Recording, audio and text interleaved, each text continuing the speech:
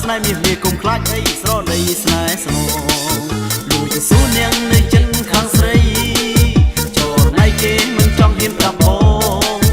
គេថាអូនមានប្តីហើយនោះល្អពុតធោស្នេហ៍ស្រងអូនមានប្តីហើយប៊ីងសយប្រពន្ធគេតាមពិតស្រីមិនទំនេរនាងមានប្តីទៅហើយប៊ីងសយខ្លួនខ្ញុំហើយលេខខ្ញុំមើលខុសហើយមិនឡើយសយបែបនេះ